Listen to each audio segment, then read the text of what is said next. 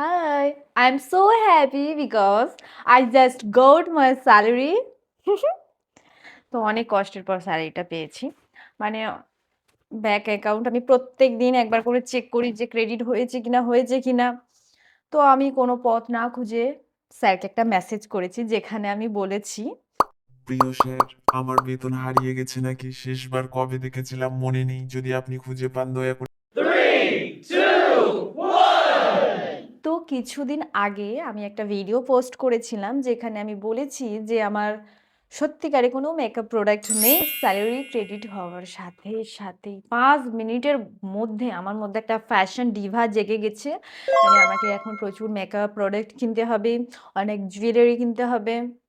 তো যেমন ভাবা তেমনই কাজ, আমি কিনে নিয়ে হাজির হয়ে গেছি। Tan tan! স্মল বক্স দেখে মনে হচ্ছে, আমিও ১ম এ ভেবেছিলাম যে এই কটা তো জিনিস আর কত নেবে? ওই একটা করে এত বিল হয়ে গেছে না আমার? এই অ্যারোমা ম্যাজিকের একটা ময়েশ্চারাইজার পারফিউম। একদম কম প্রাইসে। বাই দ্য ওয়ে, এর আগে আমার একটা বেলা ভিটার পারফিউম ছিল। তো সেটা না স্প্রে জায়গা ২ টো পারফিউম আমার নষ্ট হয়ে গেছে। ২ টো না ৩ টে আই থিংক। পারফিউমের বোতলগুলো নেই, ফেলে দিয়েছি। একটা বাজার কলকাতা থেকে নিয়েছিলাম।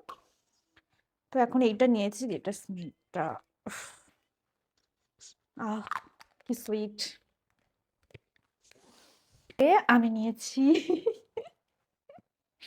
আমি আগে একটা বিয়েবাড়ি গেছিলাম, তো সেখানে গিয়ে আমার একটা এই আই শ্যাডো প্যালেট চুরি হয়ে গিয়েছিল, হারিয়ে গিয়েছিল। এটা আমি বলব না কারণ আমার ব্যাগে ছিল, আমি ঘরে এসে দেখি না নেই।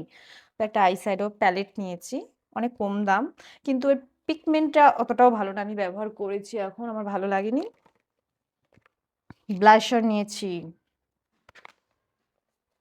সানস্ক্রিন লোটাস এর, আমার লোটাসটা পছন্দ না, তাও যে আমি কেন নিলাম আমি মানে জানি না।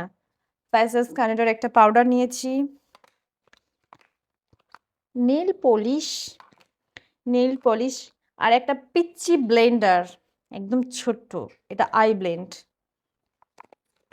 আইব্রো মাস্কারা হেনা তেনা প্রচুর, মানে পুরোনোগুলোর বিদায় করে দিয়েছি, এখন নতুনগুলোর আগমন ঘটিয়েছি। হুম আমি প্রথমবার একটা দামি ফাউন্ডেশন ব্যবহার করছি।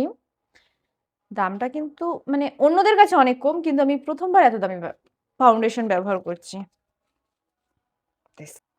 আর কি নিয়েছি? সবথেকে একটা পাওয়ারফুল জিনিস যেটা আমি অনলাইন থেকে অর্ডার করেছি। ইয়েস! বড়লোক হয়ে যাবো এবার আমি। আমি এটাকে ভেবেছি ৬-৭ মাসের মধ্যে আমি এটা জমাবো। হবে না আমার দ্বারা, আমি জানি। আমি সব খেয়ে উড়িয়ে দেবো।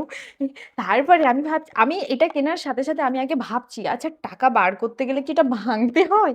তারপর দেখলাম না, পিছনে নাট দেওয়া আছে ২ টো, স্ক্রু দিয়ে খুললেই তুমি টাকা বার করে নিতে পারবে। মানে বুঝতে পারছো আমার ব্যাপারটা? টাকা ঢুকিয়ে বার করে নেবো। এখনো ঢোকাতে পারিনি, তার আগে বার করার চিন্তা আমি ভেবে নিয়েছি।